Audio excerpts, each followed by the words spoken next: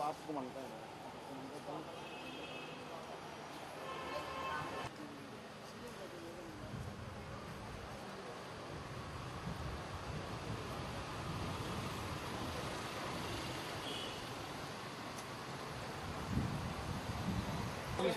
मेरा नाम कफील अब्बास है और मैं शेफर्ड रेजिडेंसी में रहता हूँ। मैं नीचे पान खाने के लिए उतरा था, आप कंफर्म कर सकते हैं पान वाले से भी, और मैंने वहाँ से 8 पान लिए और वहाँ से आने के बाद मैं जैसे गेट तक पहुँचा मुझे लगा कि किसी ने पुकारा है, तो मैं पलट के, क्योंकि वहाँ के लोग काफ़ी लोग मुझे जानते हैं, तो मैं जैसे उस गेट तक, मेरा गेट बड़ा हुआ है, काफ़ी बड़ा है, लेकिन उसका जो दरवाज़ा है वो छोटा है, तो मैं वहाँ तक जैसे पहुँचने लगे पीछे से किसी ने पुकारा है। मैंने पलट के देखा, इतने में उधर से मैडम आ रही थी, मेरे शायद ठोकर लग गई या क्या हुआ, मैंने सॉरी भी कहा उसके ऊपर, लेकिन उन्होंने सीधा मुझे गाली बकना शुरू कर दिया। अब वो ऐसी कच्ची कच्ची गालियाँ, मैंने उनसे सॉरी बोला, हमने कहा मैडम क्या आप मुझे तो काफ़ी दिन से जानती हैं ऐसा, अब बिल्डिंग में हम लोग साथ में रहते हैं, आप ऐसा क्यों बोल रही हैं। उसके बाद उन्होंने और गाली बकी और गाली बकी। मैंने यहाँ तक कि मेरी वाइफ ने यहाँ पे आके, जबकि मेरे घर में डिलीवरी भी होने वाली है मेरी सिस्टर की, और उसके बाद भी मैं सॉरी बोलता रहा। यहाँ काफ़ी कितना टेंशन में रहा।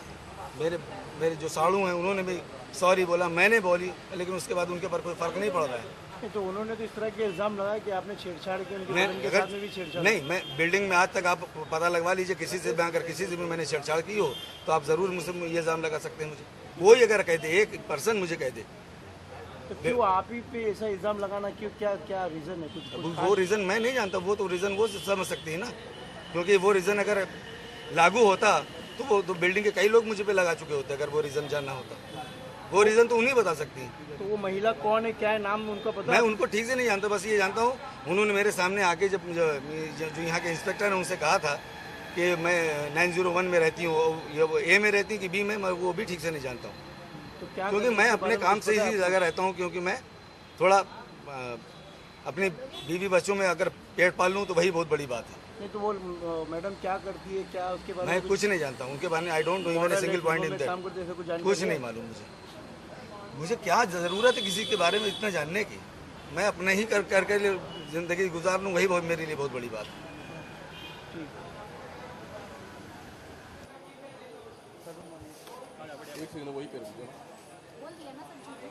मैंने आपसे अभी भी सॉरी बोल रहा हूँ मैडम, मैं झूठ बोल रहा हूँ तो मैं अभी भी बोल रहा हूँ सॉरी। लग गई मैम, ठोकर लगी जी। बोला इतने से कपड़े पहनी, ये भी उतार के रख देंगे, नहीं। रंडी साली। नहीं, वो वहाँ पे गाली गलौज जो गाली नहीं, ये मैं बोला ही नहीं, ये मैंने बोला ही नहीं, मैं ये बोल ही नहीं सकता। बोला नहीं ना तो ये रंडी साली, इतने से कपड़े मैम, पहनी, मैंने ये क्या बोले? मैंने ये नहीं बोला। आई एम सॉरी, आप प्लीज ये बोल बेवकूफी लेकर आने नहीं, के लिए।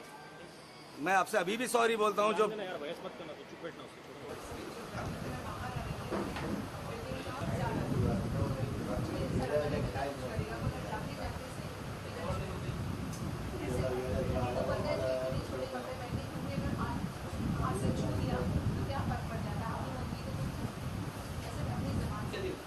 उसने क्या क्या वर्ड यूज किया, आप पूरे क्राउड, आप किसी को भी चल के अभी पूरी बिल्डिंग के बाहर के क्राउड से आप बात करते देखो, आप किसी भी कांस्टेबल को बुझाओ, उससे मुझे कितनी गंदी गालियाँ दी हैं।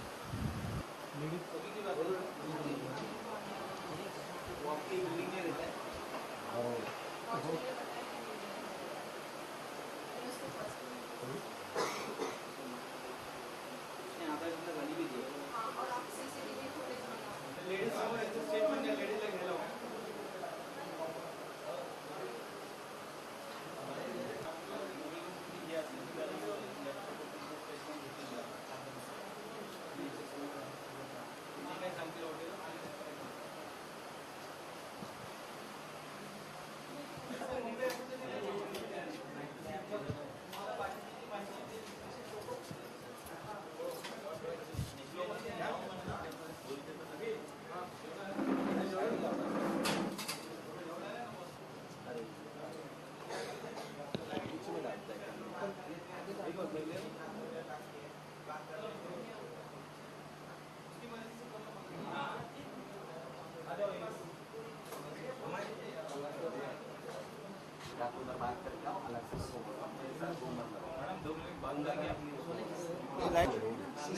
अरे यार बंद करना लाइट बाइट।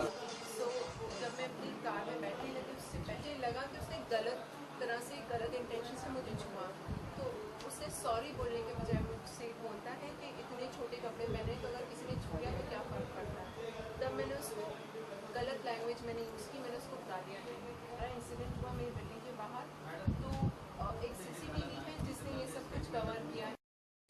कम से कम 3-4 महीने लगे थे। पुलिस ने वो आईडी ढूंढ कर निकाला था कि किसने मेरा ट्विटर हैक किया था और मेरा फेसबुक भी हैक हुआ था। मेरे 3 अकाउंट्स हैक हुए थे और उस पर न्यूड पिक्चर्स डाले गए थे। So that's a different thing. इसमें भी कुछ लोगों को गिरफ्तार हुई। तो जो हैकर था जिसने मेरा ट्विटर अकाउंट डिलीट कर दिया था और कुछ फ़ोटोज़ भी डिलीट किए थे, तो उसकी अरेस्ट हुई थी। आप अपना पूरा नाम और उम्र बता दीजिए। रोजलीन खान और उमर मत पूछें।